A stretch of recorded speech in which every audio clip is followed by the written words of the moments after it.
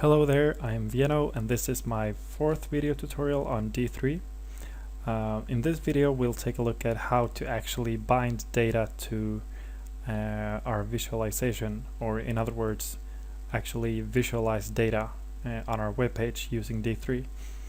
So in the previous video we took a look at SVG, which is an image format for displaying graphical elements on our web page, and in this video we'll use SVG to visualize a basic data set.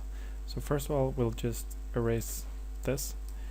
We'll keep our canvas element since we need a canvas to draw our visualization, right?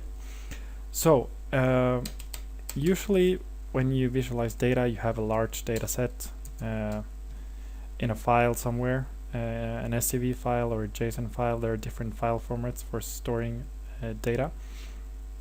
But for the purpose of this tutorial, we'll just create our own data here.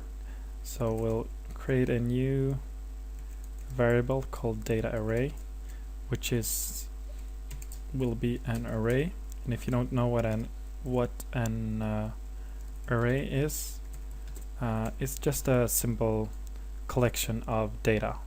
You could think of this as, since we have 3 elements in our data array here, this is kind of like 3 different variables but stored in one variable. Yeah, so let's say we want to visualize this data. We could do this in a number of ways. We could display a circle for each datum. We could do it in a vast variety of ways. But in this case, let's say we wanted to make a simple bar chart. So each data point here would be represented by a bar. Let's begin by creating the bars variable, and we start out from the canvas variable, which is defined here. Now this is where some strange things begin to happen, and this will be very confusing to you. I think most people are utterly confused by this. There are several steps here which may seem kind of weird in the beginning, but after a while you'll get the hang of it. Let me try to explain the best I can, and then you can just like sit in your favorite chair and just contemplate about this. The first step is to select all. This is a new method we use. Select all is similar to the select method which we looked at previous, but it selects all elements that we specify in here between the brackets and the quotes. So since we want to create bars are basically rectangles, right? So we're selecting all rectangles. But this is weird, right? Because we don't have any actual rectangles on our page. So what this method does in this context is returning an empty array or an empty selection. But it's still useful because we can use that empty selection to bind. We can connect it to our data, and that is done using the data method. And within brackets we specify where our data is coming from. And in this case we have a variable set up here containing our data, so we just specify that our data comes from the data array variable. So far we've bound our data to an empty selection. The next step is the enter method. This method returns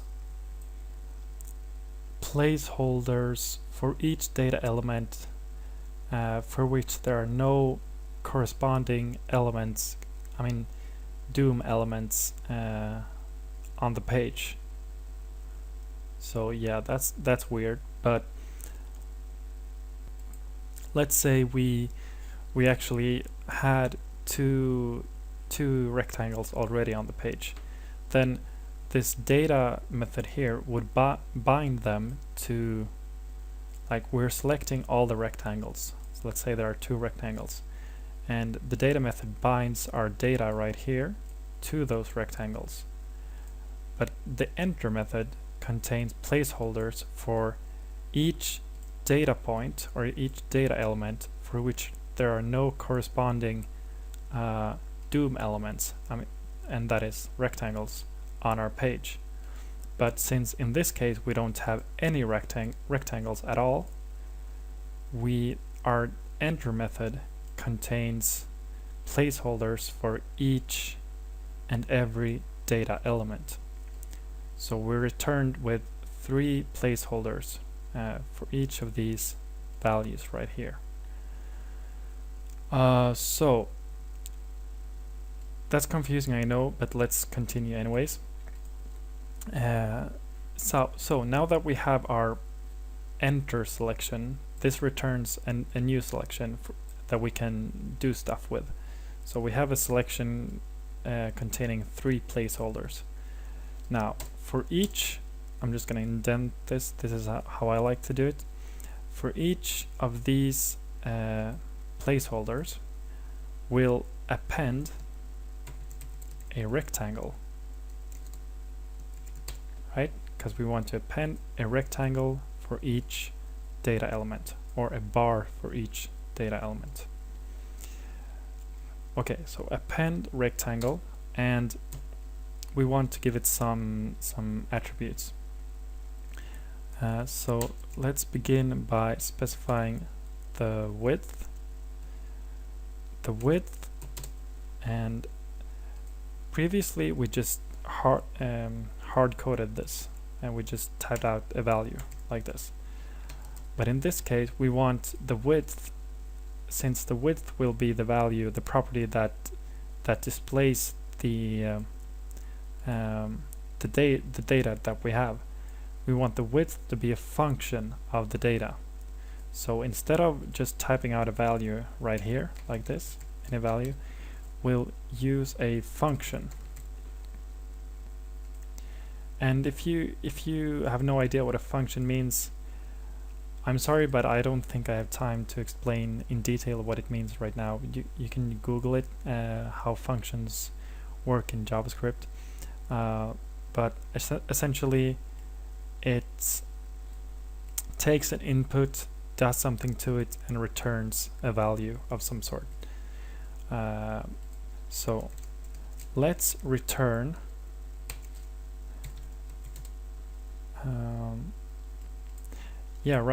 when we have this data, we can give the function an argument, d, whatever. You can call this whatever you like, but the standard is d.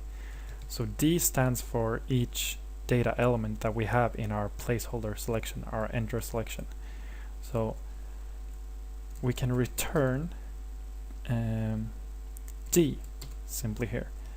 So we'll return for each data element that is within our enter selection, the width of our rectangle here that we append will be a function of the data. So the first bar will be 20 pixels wide, the second one 40 pixels wide, and the third one 50 pixels wide. And this is similar to a loop, if you've dealt with loops before. It goes through all the data elements, and for each data element it returns the value of that data and assigns the width of the rectangle corresponding to that data. So let's also give it a height. Let's say each no, we can just say that each rectangle will have a height of 50 pixels. And let's take a look at how this looks. So we head over to our browser and hit refresh. We just get this blob, and that is because we need to separate, since SVG starts drawing from the top left. Each rectangle is placed upon, in the same place, so the biggest rectangle covers the rest of them. So we need to give them additional properties. Let's give them the Y property, which is the vertical coordinate. Let that be a function of the index, and this is another thing you just have to get used to. Since we have this placeholder selection, the functions, the first argument contains the data 20, 40, 50. The second one contains the number, the index of each data. So this is the first one, the second one, and the third one. So let's since I stands for index, we can return I times let's say 100, and let's save this and refresh, and we see that the distance between each rectangle, the vertical distance, is 100 pixels. Well, you don't see that, but it is. So this is 50 pixels tall, since that's what we specified here in the height. And since the distance is 100 pixels, there's a 50 pixel gap between each rectangle. But it doesn't look very good, right? They're really tiny, and you can hardly see the difference between them. So let's here in the width property, we can return D times, let's say, 10. So it will return this value here for each data element times 10. So 20 will be 200, and so on. Let's save. Oh no, save and refresh, and we get we're getting somewhere. This is, yeah, it's a very basic, ugly looking bar chart, but at least we have a bar chart, and the bar chart is powered by our data element here.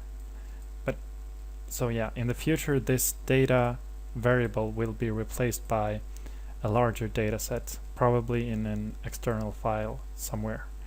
Yeah, that's an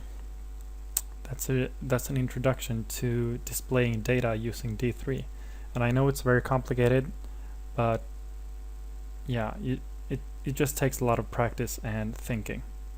So yeah, I'll see you in the next video.